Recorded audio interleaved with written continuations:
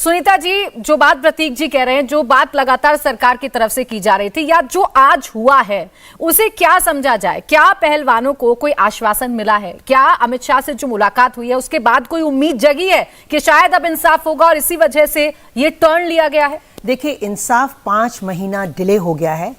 कहते हैं अंग्रेजी में जस्टिस डिलेड जस्टिस डिनाइड, है ना।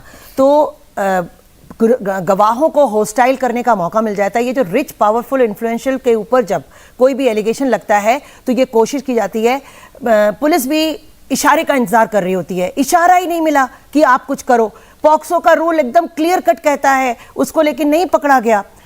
अब डे 1 पे जब ये खिलाड़ी बैठे थे, जब ये किसी पार्टी पॉलिटिक्स को भी अलाउ नहीं कर रहे थे, उसी वक्त अगर हमारा कोई डिसिप्लिनरी पैनल होता स्पोर्ट्स मिनिस्ट्री का एज पर ओलंपिक चार्टर, तो शायद वहीं पर उसी दिन से ब्रजभूषण की शेमिंग कर दी जाती और इसको बार कर दिया जाता स्पोर्ट्स से, life ban from sports, because इसके एलिगेशन बहुत लगे थे। तो ये तो डे 1 से प्रूफ दे रहा है।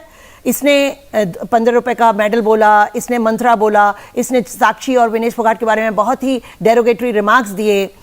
तो ये तो प्रूफ दे ही रहा था ना पुलिस को, लेकिन कुछ नहीं सुनाई दे रहा था क्योंकि उनको सिर्फ इशारे की जरूरत थी। दूसरी बात, अब जो ये अपनी जॉब में गए हैं, 28 मई में इनकी छुट्टियां खत्म हो गई थी। इन्होंने अप्लाई किया था, वो खत्म हो गई थी। इनको इनके डिपार्टमेंट ने लेटर भेजा कि आपकी छुट्टियां खत्म हो गई, हम और छुट्टियां नहीं देंगे। अब भाई सरकारी मुलाजिम हैं, ऑफिसर्स हैं, ये ओलंपिक मेडलिस्ट हैं, इनको अपना स्पोर्ट्स डिपार्टमेंट भी संभालना है।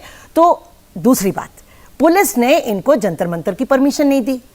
तो कहते ना इधर से भी ओले इधर से भी ओले, तो भाई खिलाड़ी जाएं कहाँ? उनको अपनी नौकरी भी करनी है क्योंकि वहां से भी उनको लेटर मिल गया कि अब आगे छुट्टी नहीं बढ़ाएंगे। इधर पुलिस ने उनको परमिशन नहीं दी।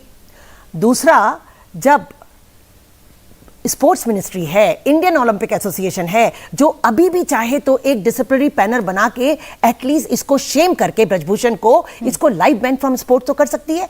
ये तो खिलाड़ियों के हाथ में नहीं है। हमारी लड़कियां खिलाड़ी कहां जाएं? मतलब आज से 30 साल पहले जब मैं एशियन गोल्ड जीती थी, तब भी मुझे अपने एशियन गोल्ड का कैश अवार्ड लेने, जो कि रूल है, उसके लिए मुझे रिट पिटीशन दायर करना पड़ा हाई कोर्ट में। कितनी शर्म की बात है।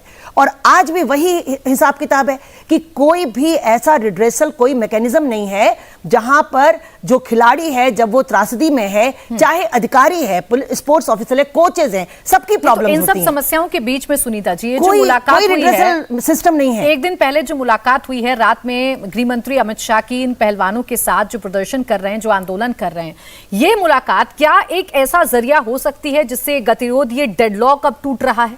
ये एक जो मुलाकात है, ये मैं जो शुरू से कह रही थी, एक इशारा काफी है गवर्नमेंट ऑफ डे का कि आप खिलाड़ियों को सांत्वना दे रहे हैं, खिलाड़ियों को ढांढस बता रहे हैं कि आपको न्याय मिलेगा।